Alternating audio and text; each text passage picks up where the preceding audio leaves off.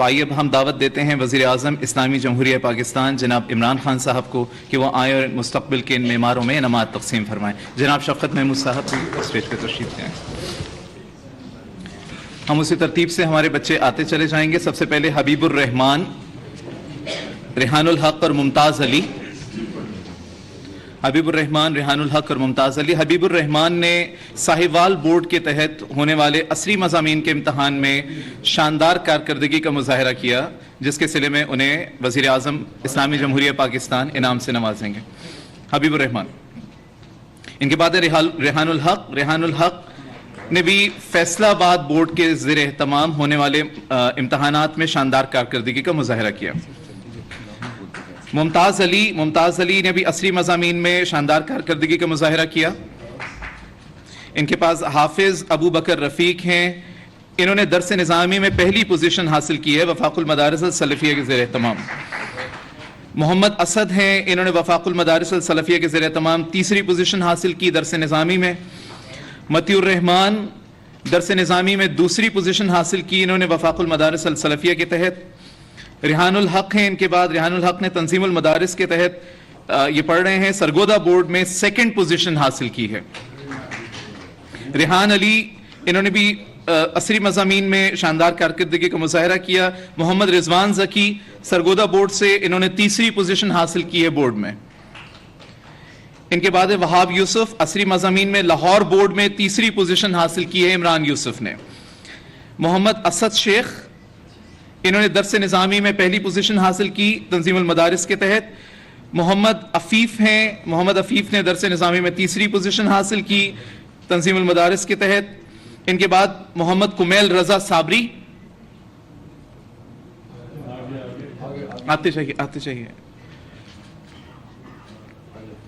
محمد کمیل رضا صابری. انہوں نے عصری مضامین میں شاندار کارکردگی کا مظاہرہ کیا. راولپنڈی بورڈ میں انہوں نے شاندار نمبر حاصل کیے. ان کے بعد ہیں وزیر علی. وزیر علی نے درس نظامی میں تیسری پوزیشن حاصل کی ہے وفاق المدارس الشیعہ کے تحت. ثناء اللہ ہیں. دارالعلوم تعلیم القرآن دیر بالا کے طالب علم نے شاندار کارکردگی کا مظاہرہ کیا. عنایت الرحمان مرکز العلوم اسلامیہ دیر سے ہیں. یہ انہوں نے شاندار کارکردگی کا مظاہرہ کیا. ان کے بعد شریف الدین ہیں. شریف الدین نے عصری مضامین میں شاندار کارکردگی کا مظاہرہ کیا. مقصود احمد ہیں. مقصود احمد ولد خورشید احمد. انہوں نے عصری مضامین میں شاندار کارکردگی کا مظاہرہ کیا. ان کے بعد ہیں امین اللہ. امین اللہ جامعہ دارالعلوم کراچی میں زیر تعلیم ہیں. درس نظامی میں پہلی پوزیشن حاصل کی. طلحہ ہیں. وفاق المدارس العربیہ کے تحت انہوں نے درس نظامی میں دوسری پوزیشن حاصل کی. کاشف جان ہیں. انہوں نے درس نظامی میں دوسری پوزیشن حاصل کی وفاق المدارس العربیہ کے تحت. منصور نسیم ہیں. منصور نسیم نے بھیرا شریف کے زیر اہتمام جو مدرسے ہیں ان میں پہلی پوزیشن حاصل کی ہے. ان کے بعد نجم الکرم احمد ہیں. نجم الکرم احمد نے بھی عصری مضامین میں شاندار کارکردگی دکھائی، دوسری پوزیشن. یہ ہماری بہنیں حزیلہ قمر، صبا Bashir, Mehrab Fatima, Iman Fatima, Tehmina Batool, Ismat Bibi, Humna Bibi, Mizan Bibi اور کہکشاں ہیں. اور ایک بچی جو آج یہاں نہیں آ سکی، ان کے والد محترم یہاں موجود ہیں. سیدہ تحسین وہ ہماری بچی ہے اور ان کے لیے یہ ان کے والد محترم یہ ایوارڈ وصول کریں گے. اور اس کے ساتھ ہی میں دعوت دوں گا محترم جناب وزیر اعظم پاکستان سے کہ وہ اپنے خیالات کا اظہار کریں. بسم اللہ الرحمن الرحیم. ایاک نعبد و ایاک نستعین.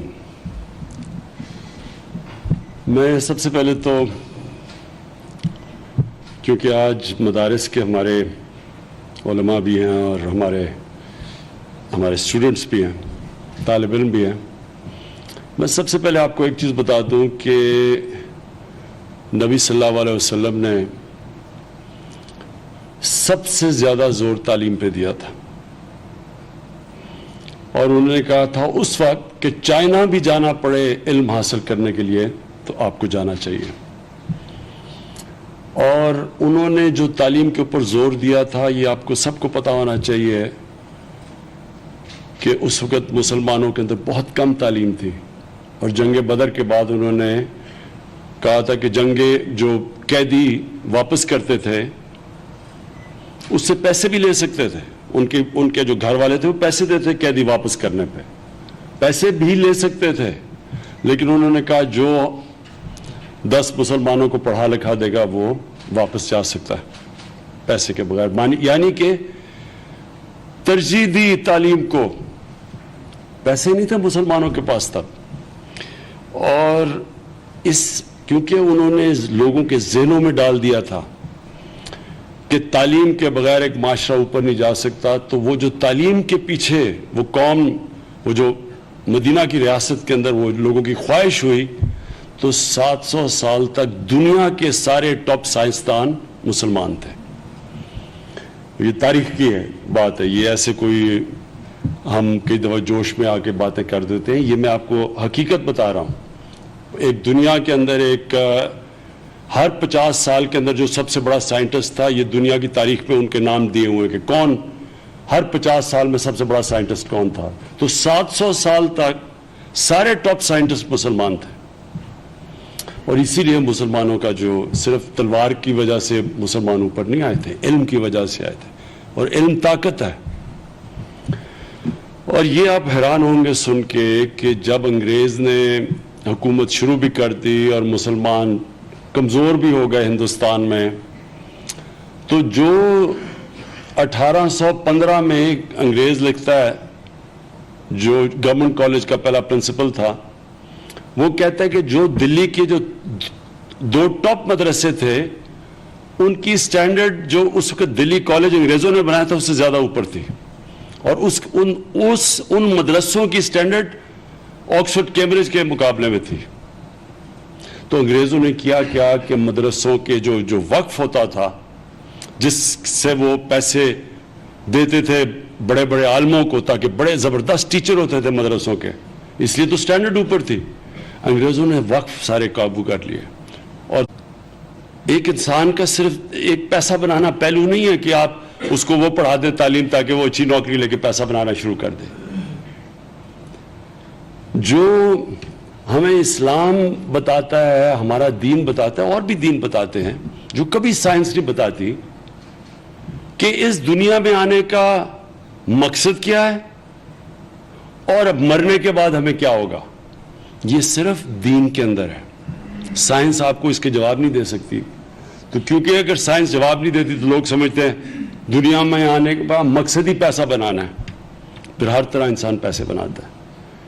جو حق، رائے حق، یہ تو صرف ہمیں تعلیم بتاتی ہے، دینی تعلیم اچھے برے کی تمیز بتاتی ہے، ہمیشہ کے لیے ہمیں بتاتی ہے، ہمیں سمجھاتی ہے دین کہ جو آپ کا مرنے کے بعد جو زندگی ہوگی وہ آپ نے کس طرح اپنی زندگی گزارنی ہے دنیا میں، کیونکہ ہر وقت آپ کو وہ 2 راستے ملیں گے دنیا میں۔ ہر انسان کو صبح بھی آپ اٹھتے ہیں تو کئی دفعہ آپ کو فیصلے 2 چیزوں میں کرنے پڑتے ہیں، ایک وہ جو آپ نماز میں مانگتے ہیں کہ اللہ ان کے راستے پہ لگا جن کو تو نے نعمتیں بخشی، ایک وہ راستہ ہے، اور ایک وہ راستہ ان کا راستہ نہیں جو تباہی کا راستہ ہے، جو شیطانیت کا راستہ ہے۔ یہ آپ کا، جب آپ کو جو سب سے بڑی چیز ہوتی ہے، جب آپ کو تعلیم ملتی ہے، آپ کو راستہ، وہ سیدھا راستہ جس کو اللہ نے، جس راستے پہ ہمیں اللہ کہتا ہے کہ اللہ کی نعمتیں اس راستے پہ، تو یہ ساتھ ساتھ جاتا ہے، علم، تعلیم، انسانیت جو ہمیں دین سکھاتی ہے۔ اس لیے ہم نے یہ فیصلہ کیا کہ ہم اپنے جو مدرسے میں ہمارے بچے پڑھتے ہیں ان کو ہم دین بھی ساتھ سکھائیں، اور ساتھ ساتھ ان کو پھر ہم موقع دیں کہ وہ کچھ بھی بن سکیں۔ اب علامہ اقبال تھے جس نے سب سے زیادہ، علامہ اقبال نے لوگوں کی طرف، پڑھے لکھے مسلمانوں کو اسلام کی طرف لے کے آئے تھے، کیونکہ ایک طرف مغربی تعلیم تھی، متاثر ہو گئے لوگ مغربی تعلیم سے، کیونکہ مغرب ساری دنیا پہ چھا گئی، تو لوگ سمجھے کہ وہ جو مغرب چھا گئی تو جو مغرب کہتی ہے وہی ٹھیک ہے۔ اس کا مقابلہ علامہ اقبال نے کیا، اور کیسے؟ انہوں نے پہلے مغربی فلسفے سارے پڑھے، قرآن کی ان کو سمجھ تھی، انہوں نے پوری اسلام کی تاریخ ان کو پتہ تھی، پھر جو علامہ اقبال کی شاعری تھی، انہوں نے جو مغرب اور موازنہ کیا، ان کی طاقت کیا ہے، مسلمانوں کی طاقت کیا ہے، آج مسلمانوں کی کمزوری کیا ہے، اور ان کی مغرب تہذیب کی کمزوری کیا ہے. وہ صرف وہ کر تب سکے جب انہوں نے مغربی فلسفے بھی پڑھے. اس لیے ہماری کوشش اب یہ ہے کہ جو ہم انشاءاللہ اب اپنی تعلیم کو آہستہ آہستہ، یہ جو کریکولم کمیٹی بنائی ہوئی ہے شفقت محمود، اور میں آپ کو مبارک دیتا ہوں اس کا، ہماری اب یہ کوشش ہوگی کہ پورا ایک جو پاکستانی نوجوان ہو، یہ ایک پوری طرح ایک آل راؤنڈڈ انسان، آل راؤنڈر نکلے. اس کے اپنے دین کی بھی سمجھ ہو، اسلام کی تاریخ کی بھی سمجھ ہو، اس کو مغربی سائنسز جو آگے ہمارے سے نکل گئے ہیں اس کی بھی سمجھ ہو، اور وہ پھر نکلے گا جس کو میں کہتا ہوں کہ پاکستانی، وہ پاکستانی جو اپنا مقصد سمجھے گا کہ ہم، یہ ملک کسی مقصد کے لیے بنا تھا. کوئی باقی سارے، یہ واحد ملک تھا جو اسلام کے لیے بنا تھا. اور جو ہمارے نظریاتی رول ماڈل، جو ہمارے جس کو ہم سمجھتے ہیں کہ جن کو ہم فالو کرتے ہیں، تو قائد اعظم ہے نا ہمارے پولیٹیکل رول ماڈل. جو لیڈر کیا ہوتا ہے وہ قائد اعظم تھے. پھر جو نظریاتی ہمارے رول ماڈل تھے وہ علامہ اقبال تھے. اور میں یہ ضرور کہوں گا شفقت کہ آپ نے اقبالیات ضرور پڑھانی ہے لوگوں کو، کیونکہ جو علامہ اقبال کی جو تجزیہ ہے مغرب، یعنی جب آپ اقبال کو سمجھ جاتے ہیں، علامہ اقبال کو، تو آپ سمجھ جاتے ہیں کہ ہماری طاقت کیا ہے، مسلمانوں کی طاقت کیا ہے. وہ کیا وجہ تھی کہ نبی صلی اللہ علیہ وسلم کے دنیا سے پردہ کرنے کے بعد 30 سال بعد موراکو سے لے کے تو وہ مسلمان ہندوستان سے لے کے سینٹرل ایشیا پہنچ گیا تھا. اتنی تیز کیا چیز تھی؟ ان کے پاس کوئی جدید ہتھیار نہیں آئے تھے، ان کی فوجیں بھی اتنی زیادہ نہیں تھی، لیکن ان کے پاس ایک ایسی ایمان کی قوت آئی تھی کہ وہ دنیا میں چھا گئے تھے. اور پھر 700 سال تک جو دنیا کا سب سے عظیم قوم تھے وہ مسلمان تھے. تو وہ بھی ہمارے کتنے لوگوں کو اس چیز کا پتہ ہے کہ وہ کیا چیز تھی؟ اس کی بھی ریسرچ ہمیں کرنی چاہیے. میں یہ چاہوں گا کہ ہماری یونیورسٹیز میں ہمارے بچوں کو پڑھائیں تو صحیح کہ کیا چیزیں تھیں، کیا وجہ تھی، کیا وہ آگ لگی تھی کہ وہ ساری دنیا میں پھیل گئے، سب ان کے سامنے بڑی بڑی سپر پاور گھٹے ٹیک گئے. اور کیا وجہ کہ ہم آج یہ حال ہے آج مسلمان دنیا کا، آج کہ ساری جگہ آگ لگی ہوئی ہے، ہر جگہ مسلمان کا قتل ہو رہا ہے. کشمیر میں دیکھیں، کہیں بھی یہ کوئی سوچ بھی نہیں سکتا کہ کسی اور قوم کے ساتھ یہ ہو، عیسائیوں مسیح برادری سے ہو، یہودیوں سے یہ ہو، اور کسی سے ہو، یورپین سے یہ ہو، مسلمانوں سے یہ جو آج ہو رہا ہے. 80 لاکھ لوگوں کو ایک اوپن جیل میں بند کیا ہوا ہے تقریباً 2 مہینے سے. کمزوری ہے نا ہماری، کیونکہ تعلیم میں ہم پیچھے رہ گئے ہیں. تو اتنا زیادہ اس وقت مغرب کی ان کی جو تہذیب کا ہمارے اوپر اثر ہوا کہ ہمیں یہی نہیں پتا کہ ہم کیا تھے. اور یہی میں انشاءاللہ ایک تو ہم میڈیا کے اوپر بھی آئیں گے، اور ایک اپنا تعلیمی نظام سنکرونائز کریں گے. تو ساروں کا جو ایک سلیبس ہوگا، وہ سارے بچے ایک سلیبس پڑھیں گے. اس کے بعد جو ایکسٹرا اسپیشلائز کرنا چاہتا ہے ان کے لیے ایکسٹرا پھر سبجیکٹس ہو جائیں گے.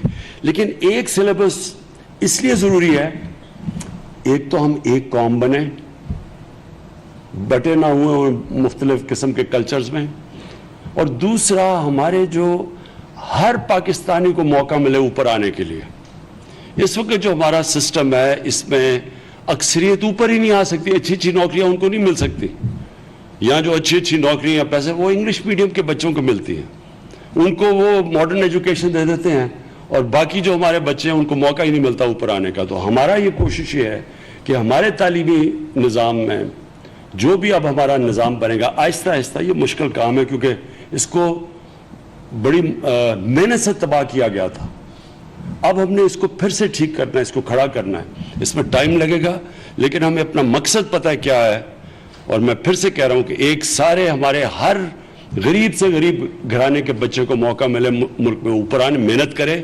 جو وہ آیت پڑھی تھی شروع میں قرآن کی، جو محنت کرے وہ اوپر آ سکے، اور ایک قوم بن کے ہم نکلیں.